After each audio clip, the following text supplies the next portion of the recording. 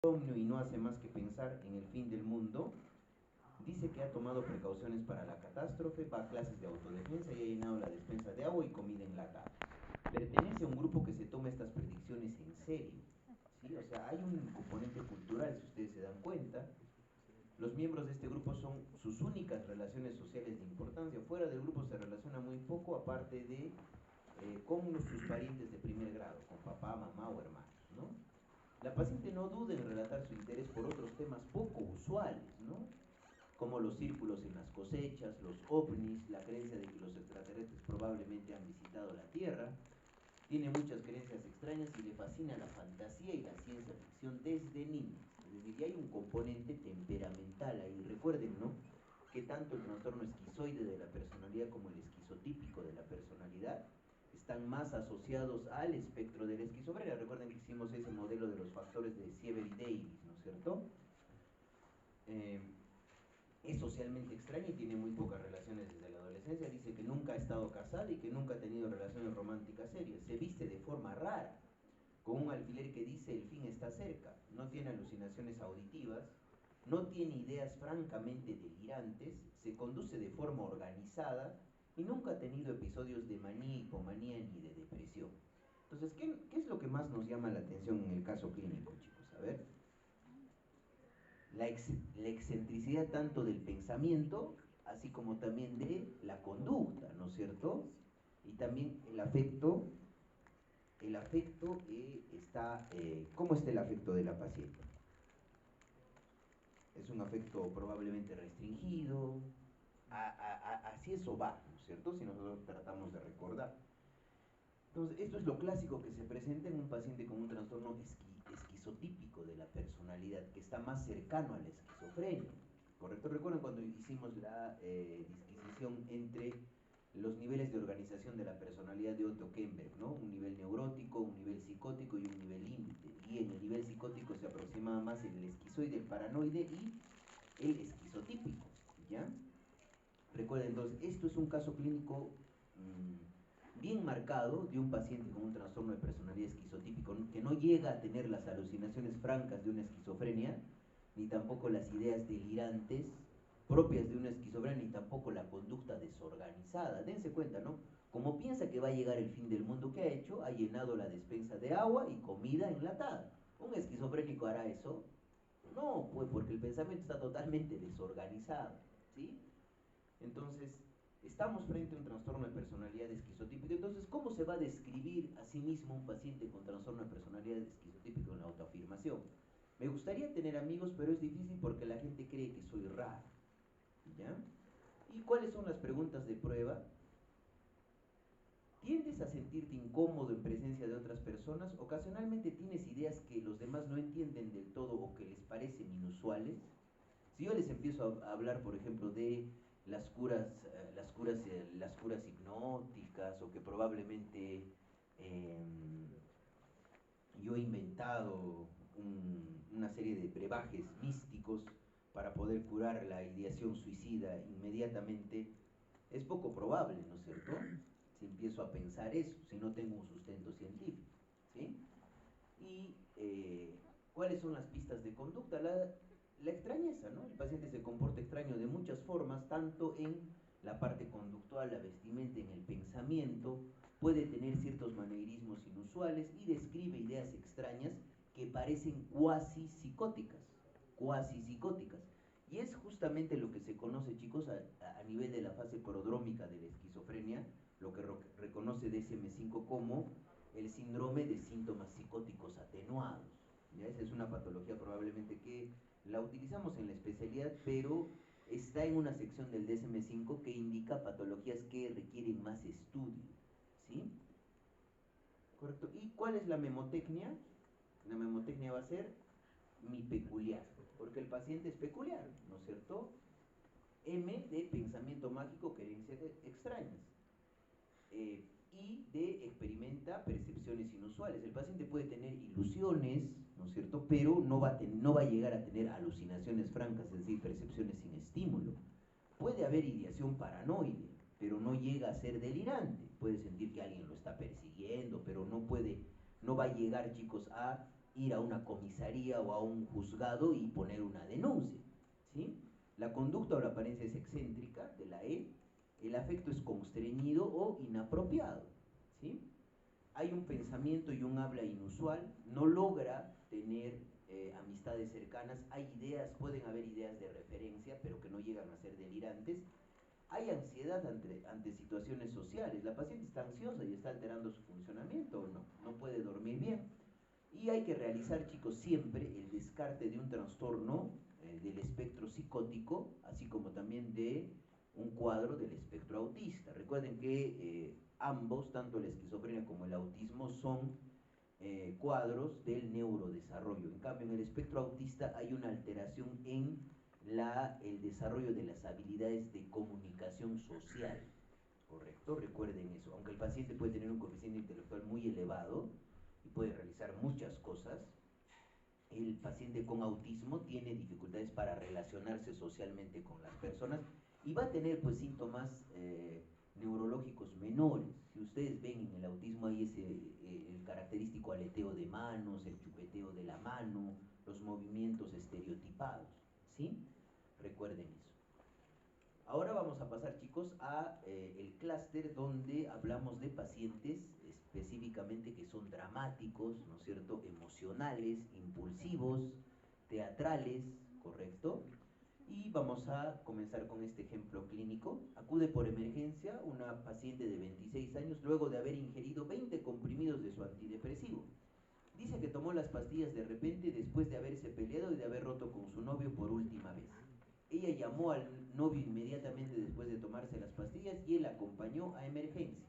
Esto netamente es una conducta impulsiva que está caracterizado probablemente por ¿qué?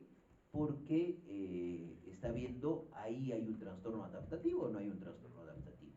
El hecho de terminar una relación sentimental hace que yo me tome 20 tabletas de un antidepresivo. ¿Es normal esa respuesta? No, ¿sí? La paciente refiere que ella y su novio han tenido una relación intermitente. Dice que cree siempre que lo necesita, ¿sí? Tiene muchas peleas y no pueden estar juntos más de un par de semanas seguidas. La mayoría de sus relaciones familiares son tensas, pero dice que su hermana es su mejor amiga ahora que vuelven a dirigirse la palabra. Ella afirma que tomó la sobredosis de medicamentos porque no soporta estar sola. Esa intolerancia probablemente o la dificultad para tolerar el abandono, ese miedo intenso al abandono real o imaginario, ¿sí?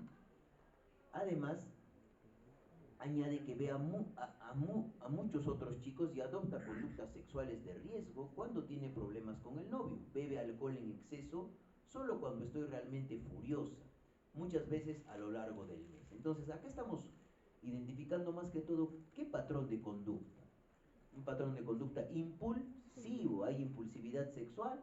Sí. ¿Hay impulsividad a nivel de consumo de sustancias? También, ¿no es cierto? Y también hay impulsividad conductual por la baja tolerancia a la frustración. O sea, rompe con el novio e inmediatamente toma una sobredosis de antidepresivos. Y dense cuenta esto, ¿no? Idealización de evaluación de las relaciones interpersonales.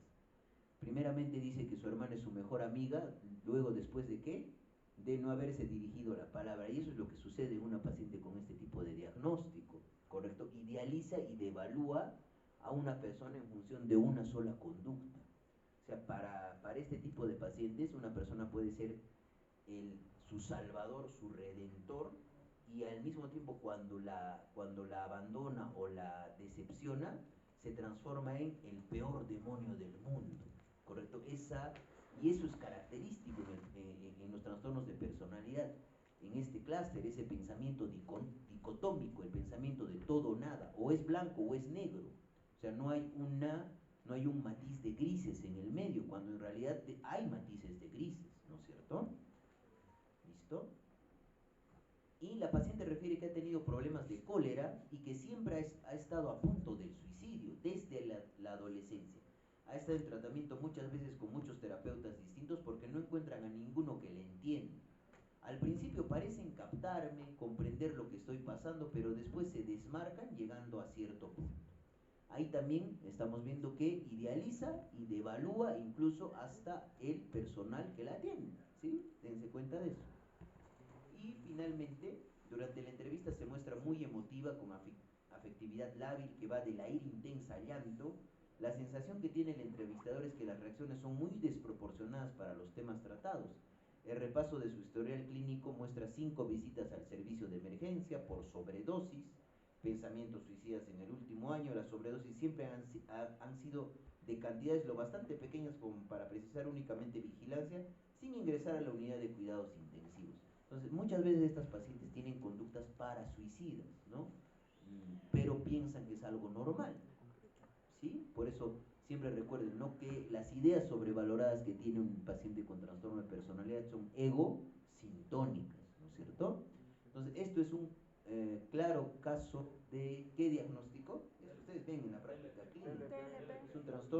Es un trastorno límite de personalidad, borderline de la personalidad.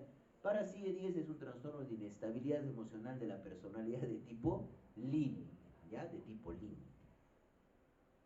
Y acá justamente está Marsha Linehan, ¿sí?, que es la creadora de una terapia, que es la terapia específica para el trastorno de inestabilidad emocional de la personalidad de tipo límite, que es la DBT, que viene de Dialectic Behavioral Therapy, ¿no? ¿Y qué dice Marsha Linehan respecto a este tipo de pacientes? Las personas con trastorno límite de personalidad son como personas con quemaduras de tercer grado en el 90% de sus cuerpos. Al carecer de esta piel emocional, sienten agonía al menor contacto o movimiento. Recuerden esa analogía, ¿sí? O sea, son personas muy reactivas frente a todo, ¿correcto? Y también quieren que las cosas se hagan en el momento, tienen muy baja tolerancia a la frustración. Una paciente con este tipo de trastorno de personalidad es imposible que espere en la cola digamos, de un cajero automático del banco, y yo les aseguro que alguna vez han visto ese tipo de reacciones. Yo no puedo estar esperando tanto tiempo. ¿Quién se cree usted? A la cajera le dicen de todo, ¿no es cierto? Y si nosotros vamos a la epidemiología, el trastorno de inestabilidad emocional de la personalidad de tipo límite, ¿en quiénes creen que es más frecuente? ¿Varones, mujeres? Mujeres. Es mucho más frecuente en las mujeres, ¿sí? Porque también, igual con la edad, chicos, esto se va, porque madura el cerebrito y van disminuyendo la impulsividad, pero a veces persisten algunos esquemas de pensamiento irracional, ¿sí? Entonces, ¿cuál es la autoafirmación que da un paciente con TLP? Necesito a las personas con desesperación y cuando me rechazan, me quiebro por completo, las odio y me dan ganas de suicidar. ¿Sí? Y las preguntas de prueba, ¿qué le voy a preguntar a la paciente? ¿Lo decepcionan o la decepcionan con frecuencia a las personas en la vida? Me va a decir que sí. Cuando algo ha salido muy mal en su vida, como perder empleo o ser rechazado, ha hecho cualquier cosa para lastimarse a sí mismo o misma, como cortarse o ingerir medicamentos. Es por eso que si alguno de mis alumnos de práctica está acá, yo siempre pregunto cuando vemos paciente nuevo, en antecedentes psiquiátricos, intentos autolíticos. Y ahí valoramos conductas parasuicidas, ¿no es cierto? O intentos autolíticos francos, ¿sí? Y en las pistas de conducta, ¿qué vamos a observar? La idealización de evaluación, la identificación proyectiva, ¿correcto? Y esto se alterna a lo largo de la entrevista. Podría ser inusual y emocionalmente lábil, se pone a llorar, ¿no? O muchas veces yo he tenido pacientes con este tipo de trastorno hospitalizadas, chicos, en clínica privada, que cuando, digamos, las frustramos, pero la mayoría de veces estas pacientes se hospitalizan por un intento autolítico o por una comorbilidad. Yo tenía una paciente con comorbilidad de dependencia a cannabis, ¿sí? Y yo a la paciente la he tenido hospitalizada, creo, 1 año y medio, en clínica privada. Entonces, los primeros días cuando estaba con la abstinencia a cannabis era pues demandante, ¿no? Y la sesión se restringía netamente a sus demandas respecto a cuándo voy a salir de alta, cuándo voy a salir, me tiene que dar una fecha, me tiene que dar una fecha. Yo no accedía a eso. ¿Y qué pasó a la paciente? Me rompió todito el vidrio del escritorio del consultorio.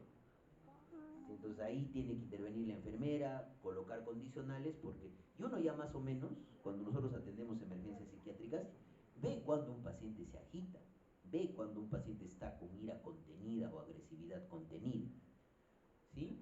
Y la memotecnia, ¿cuál es? Es con vacío. porque la paciente tiene estos sentimientos crónicos de vacío. Por eso es muy frecuente la comorbilidad, chicos, con distimia. Con la distimia es muy frecuente la comorbilidad, y esto les voy a preguntar ahora, recordando, ayer estaba haciendo ya las preguntas para el examen. Esfuerzos desesperados para evitar el desamparo real o imaginado. Patrón de relaciones inestables o intensas caracterizadas ¿por qué? Por idealización, devaluación, recuerden, ¿no? Ángel, demonio, ¿correcto? Comportamiento o actitud o amenazas recurrentes de suicidio o automutilación. Es clásico, ¿no es cierto? Las pacientes experimentan esos afectos negativos y como medio de paliar ese dolor emocional que tienen esas conductas para suicidas de realizarse cortes a nivel de brazos, se lo hacen en abdomen o si no se lo hacen en muslos, ¿no es cierto? Y es clásico probablemente esa broma que dicen, ¿no? Agarran su galleta soda y se cortan el brazo, ¿no es cierto? Pero sucede, ustedes están viendo en su práctica clínica que hay bastante paciente con TLP.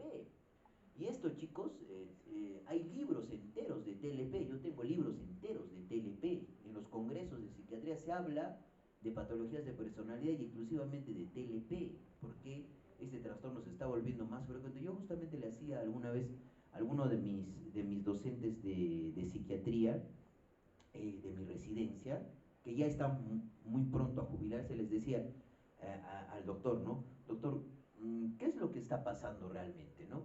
O anteriormente, en los años 80, 90, no se diagnosticaba el TLP, o ahora está habiendo más emergencia del mismo, incluso podría ser un patrón de estudio. Ahora, también eso debe a que los criterios diagnósticos se han afinado mucho más, ¿no? Y además, como les he indicado, ¿no? Se desestructura más la sociedad y hay más emergencia de este tipo de trastornos, porque estas pacientes, chicos, tienen antecedentes en la mayoría de oportunidades de abuso sexual, tanto en el varón o en la mujer, de niño y también de negligencia.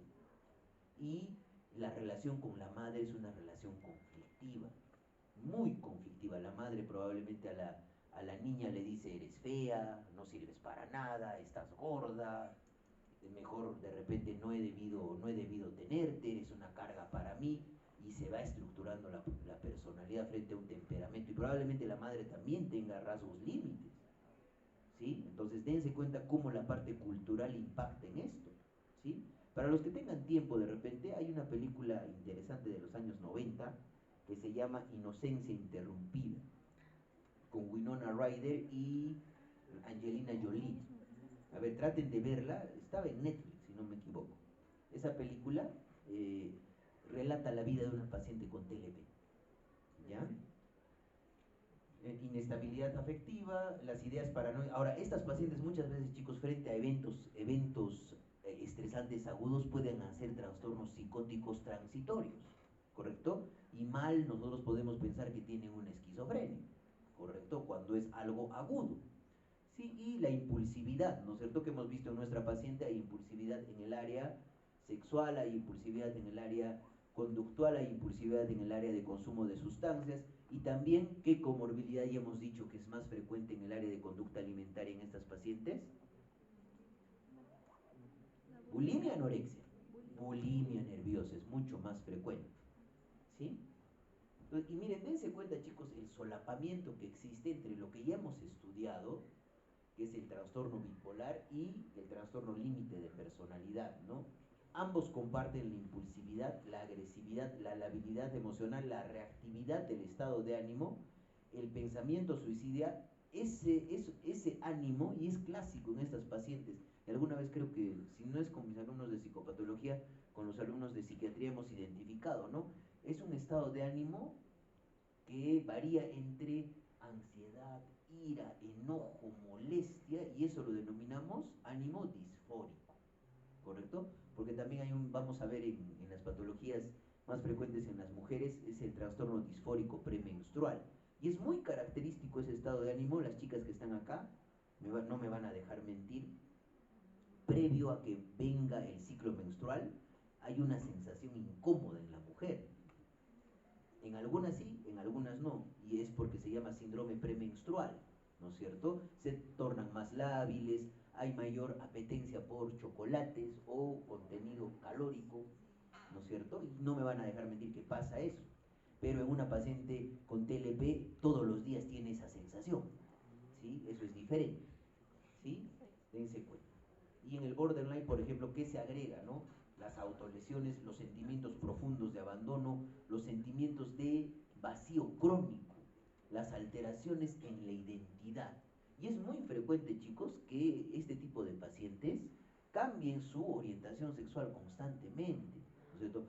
Pasan a ser de heterosexuales a orientación homosexual, luego son pansexuales, asexuales, y va variando eso, ¿sí? Al igual que como hemos dicho, ¿no? La proyección.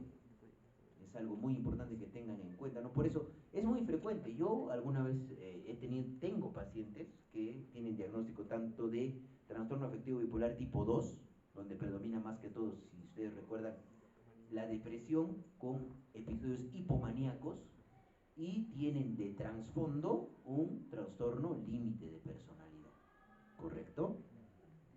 Entonces eso ya es pues un reto para el psiquiatra, el manejo, ¿correcto? Entonces eso recuerden, porque probablemente es el diagnóstico que en clínica psiquiátrica se ve con más frecuencia, el TLP, ¿correcto? Recuerden por favor eso, ¿ya? Vamos al ejemplo 7, estamos en el clúster de los dramáticos, ¿no es cierto? Entonces, acude a consulta un hombre de negocios jubilado de 68 años, preocupado por sus conflictos interpersonales. Quiere ver a un profesional de salud mental para saber qué patología tiene su familia, ¿ya? Y averiguar por qué no lo tratan como cree que debería. Entonces, ahí ya hay una idea probablemente sobrevalorada. Por alguna característica que yo tengo, me deberían tratar de una manera específica, ¿no? Por ejemplo, ¿no? Yo soy psiquiatra, a mí me deben abrir la puerta a tal hora, me deben tratar de esta manera. Esas son características ya que van más allá de un ego elevado, ¿no es cierto? Entonces, piensa que su familia lo mantiene injustamente alejado, se ha divorciado 2 veces y describe a sus ex esposas como chicas demasiado simples para apreciar lo que tenían en mí. Se ha ido alejando de sus hijas y nietos porque no me tratan con el respeto que merezco cuando nos vemos. Entonces, ahí denota netamente que el paciente siente que debería recibir un trato especial, ¿no es cierto? Especial, por una determinada condición que él tiene. La anamnesis revela un patrón de ¿qué? De grandiosidad y necesidad de excesiva admiración. Comenta el psiquiatra grandes cosas de sus negocios y cita de pasada como iguales a los nombres de empresarios famosos como Donald Trump y Bill Gates. Habla constantemente de sus logros empresariales y sociales y muestra una falta de empatía hacia sus inferiores y se identifica claramente con los empresarios célebres, ¿correcto? Continuamos. Entonces, en la entrevista no queda claro el éxito real de su carrera profesional, sí queda claro que tuvo conflictos con sus superiores y que esto limitó sus ascensos. Explica que sus jefes estaban siempre celosos de su talento y siempre le ponían trabas. Describe que el actual problema que existe entre él y su familia es la causa de su irritabilidad. Se ha negado a pasar tiempo con sus hijas y nietos porque no le muestran el respeto que merece. Le molesta especialmente tener que ir a casa de sus hijas. Son ellas las que deberían venir a verme a mi casa. Les anunció que no volvería a desplazarse hasta la casa de ninguna de ellas. Lleva 3 años sin ver a sus hijas y nietos. Lo invitan a las fiestas y los cumpleaños de los niños, pero él se niega a ir. Si primero no van ellos a verlo a su casa, afirma, si quieren verme, ya saben lo que tienen que hacer, probablemente pedirme perdón, ¿no es cierto? Entonces, acá que estamos identificando, chicos, a nivel de pensamiento, afectividad y conducta. ¿El paciente dónde cree que está? Cree que está en la cima, que es superior a las demás personas y que por su condición puede tratar como él quiere a las demás personas, ¿sí? Y se dan cuenta, por ejemplo, esas ideas de grandiosidad, ¿no es cierto? Y esto es clásico de un trastorno que está muy presente en el 4º piso del Hospital General, ¿no es cierto? ¿Qué servicio está en el 4º piso del Hospital General? Cirugía, ¿no es cierto? Ahí hay bastante de esto, ¿sí? Entonces, ¿qué va a decir el paciente con un trastorno de personalidad narcisista? Soy extremadamente talentoso y especial, mucho mejor que la mayoría de las personas y me enoja que no reconozcan lo grandioso que soy. ¿Sí? ¿Y cuáles son las preguntas de prueba? Se frustra porque las demás personas no cumplen con sus estándares. ¿Qué ambiciona usted? Las ambiciones de este paciente son realmente a veces irreales, irreales. Y lo que hace el paciente narcisista, utiliza a las personas para obtener las cosas y es explotador. Explota, explota. ¿Sí? ¿Y cuáles son las pistas de conducta? El paciente se ve arrogante y crítico en exceso de las credenciales y experiencias del evaluador. Puede que comience la entrevista con un cúmulo de quejas furiosas sobre los injustos que los demás han sido con él. ¿Cómo empezaba la entrevista con nuestro paciente? Las quejas sobre su familia, que no lo tratan como se merece, ¿no es cierto? Y muchas veces ha pasado esto, chicos. Yo he atendido pacientes con trastorno de personalidad narcisista, que porque yo soy joven, soy psiquiatra joven, me dicen, usted me debe evaluar, usted no debe tener experiencia, no sabe nada. Entonces ahí es donde hay que calmar la situación, ¿no? Se le dice, por supuesto, yo he tenido, he llevado mis estudios y estoy dispuesto a evaluarlo y ayudarlo para ver qué es lo que ha motivado a traerlo a consulta, ¿correcto? No, tratando de normalizar lo que él piensa, ¿sí? Pero ahí, desde ahí ya nos hacemos una perspectiva de lo que el paciente probablemente está viniendo a buscar, ¿sí? ¿Y cuál es la memotecnia? Ahí tenemos a Donald Trump, ¿no? Especial, ¿ya? Especial porque se cree especial y único. Está preocupado por fantasías de éxito y poder ilimitados. Es, chicos, envidioso, ¿correcto? Envidioso. Además es engreído y requiere excesiva admiración. Necesita que a cada momento lo admiren, ¿correcto? Está convencido de que esa su situación le da un privilegio especial, ¿correcto? ¿Sí? Explota a las demás personas interpersonalmente, es arrogante y no siente empatía por los demás, ¿sí? Recuerden eso. Este trastorno de personalidad, si bien es cierto, no está en la CIE-10, sí lo considera DSM-5 y está presente, es frecuente, ¿correcto? Pasamos a el ejemplo 8. Miren, pasada la medianoche, una paciente llamó al centro de ayuda psicológica de la universidad, dejó un mensaje con voz suave en el contestador y parecía contener el llanto. Me siento como una basura y estoy mal con todo el mundo que conozco. Necesito hablar con alguien o me mataré ahora mismo y no lo digo en broma, aunque dejó su número de teléfono.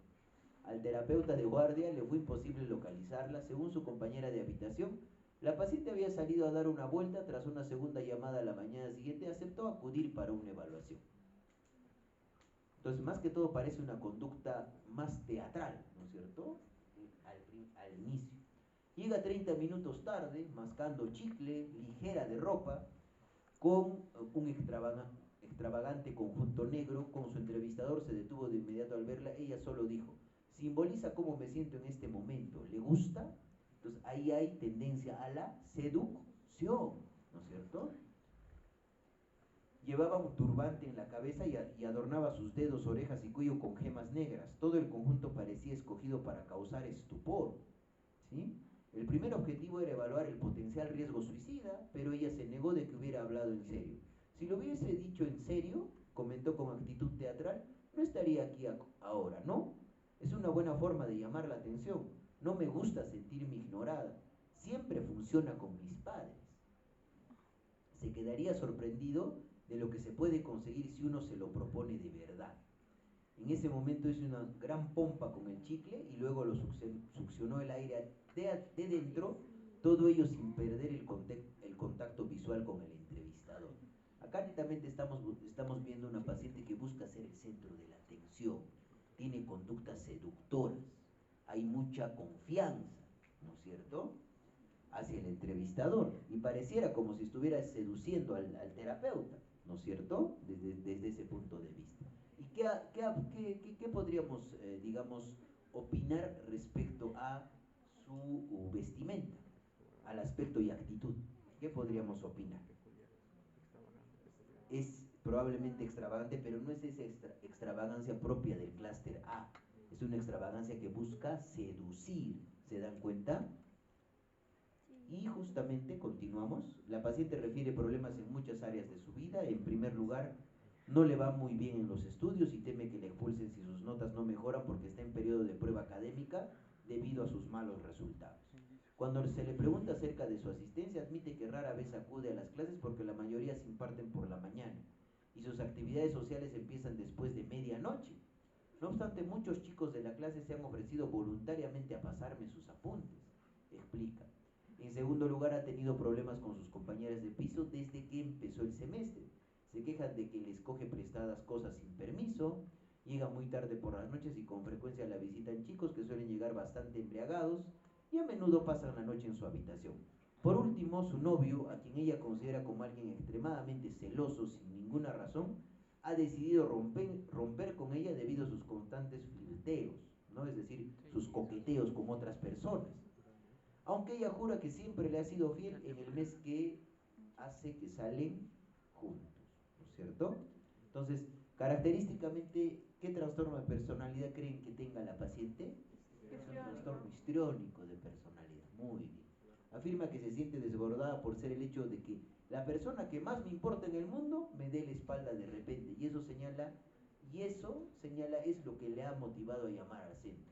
Aunque habla de su gran malestar y su depresión, su expresividad no acompaña sus palabras, está animada y efusiva, incluso parece hipomaníaca. Pasa de un tema a otro y de una emoción a otra con una conciencia mínima y sin que exista una transición real. No se pudo concertar otra cita ya que estaba demasiado ocupada. Niega que continúe teniendo la intención de suicidarse. Cuando se le pregunta si quiere continuar la próxima semana, dice: ya le llamaré, inflando otra pompa de chicle y enganchando el chicle debajo del asiento al ir. Y esto es, chicos, lo que vamos a ver, van a ver en bioética, en psiquiatría, es lo que a veces a muchos psiquiatras, en general en todo el mundo, les sucede, ¿no? Uno de los principios básicos de la psiquiatría dentro de los principios de bioética, es la no maleficencia, ¿no es cierto? Y muchas veces algunos psiquiatras, ¿correcto?, pueden llegar a entablar una relación sentimental con alguna de sus pacientes, y eso es totalmente éticamente incorrecto, ¿sí? Porque al final, y hay, chicos, ¿no? O hay, digamos, cuando veo una paciente que tiene estas características, si atiendo en una clínica, pido que la puerta esté semiabierta o que me acompañe un personal de enfermería, porque a mí me pueden acusar: el psiquiatra ha querido tocarme la mano, el psiquiatra ha intentado sobrepasarse conmigo. Y eso es lo que sucede a veces con este tipo de pacientes cuando de repente son muy demandantes de atención, o uno de repente no les responde el llamado, ¿correcto? Yo por eso muchas veces apago mi celular en la noche. Lo apago porque a veces hay pacientes que a uno lo pueden llamar a medianoche, y eso es probablemente la parte incómoda de la psiquiatría. Claro que por supuesto uno tiene que poner límites cuando evalúa pacientes, ¿no? Entonces, ¿qué estamos hablando? De un trastorno de personalidad histriónico. ¿Qué va a autoafirmar la paciente? Soy una persona encantadora, emocional y atractiva y necesito ser el centro de la atención.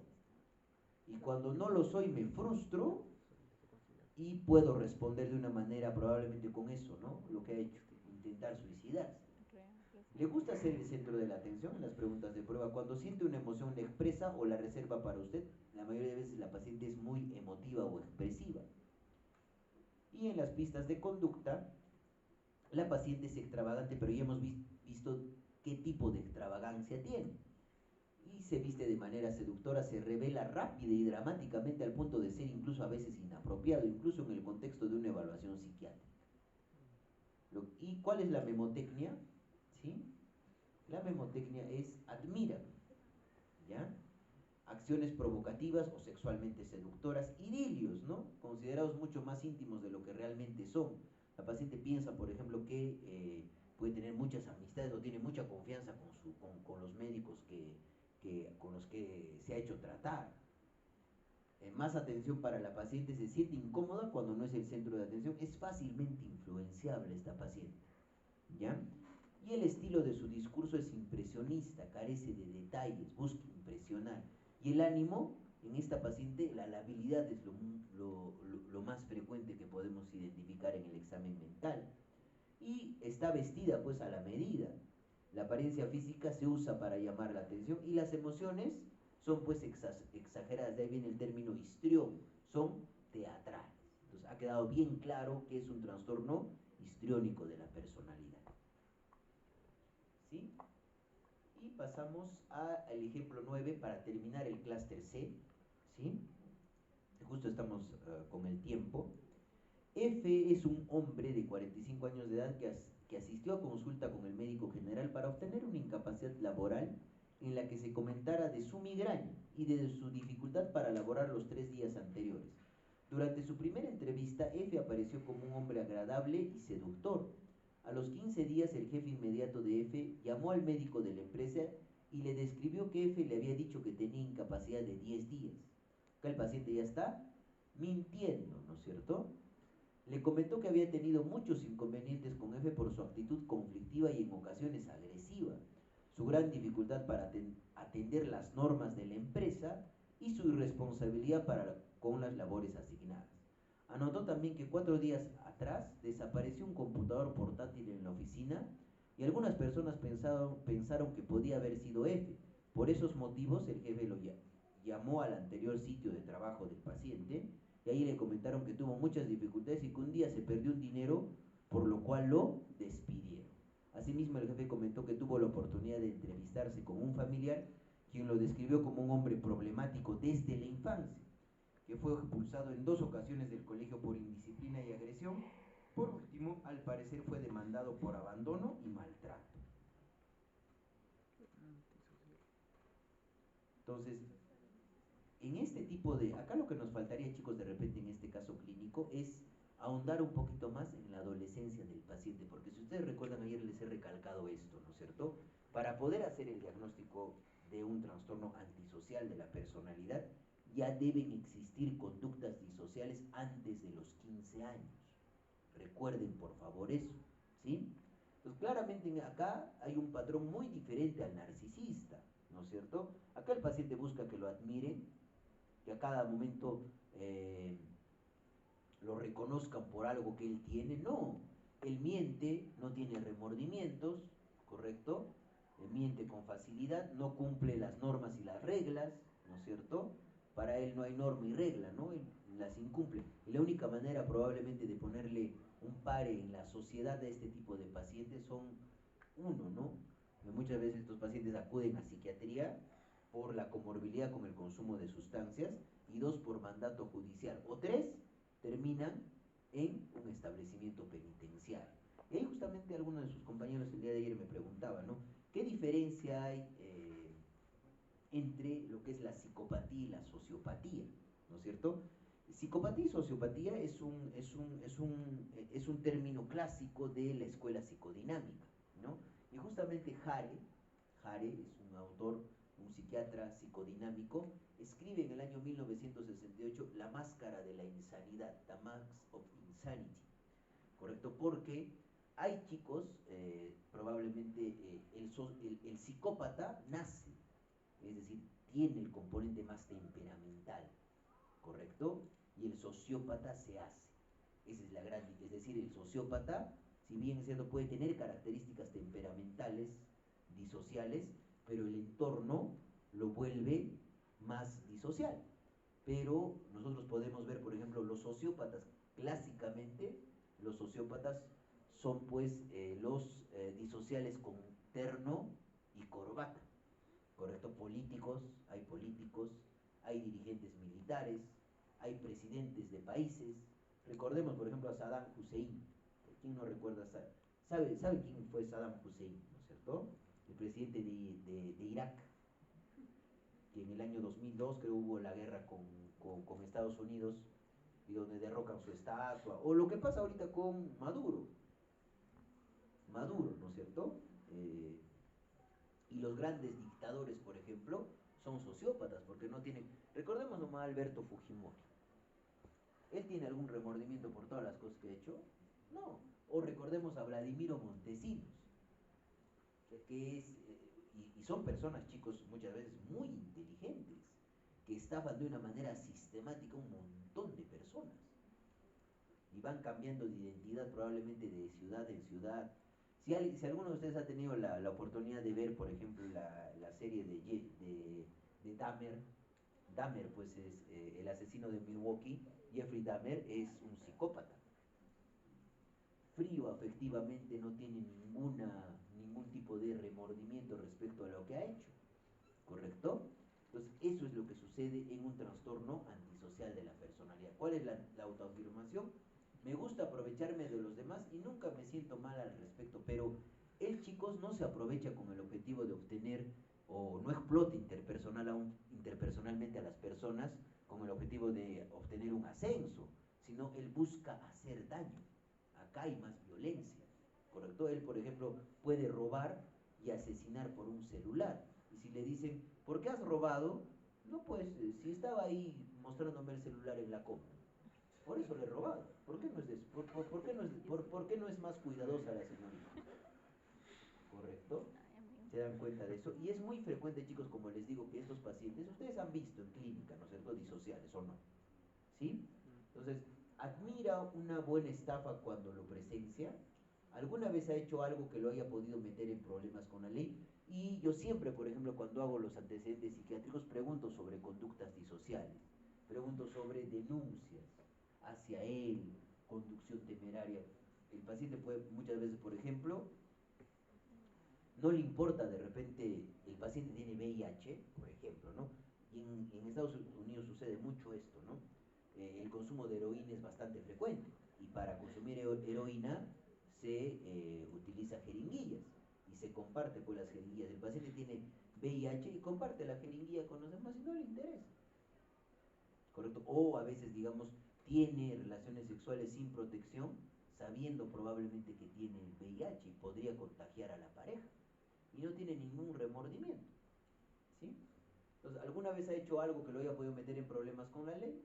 Y las pistas de conducta: el paciente es excesivamente engreído, arrogante y emocionalmente distante.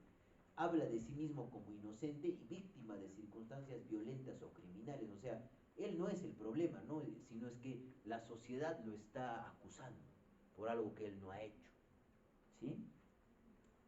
¿Y la memotecnia cuál es?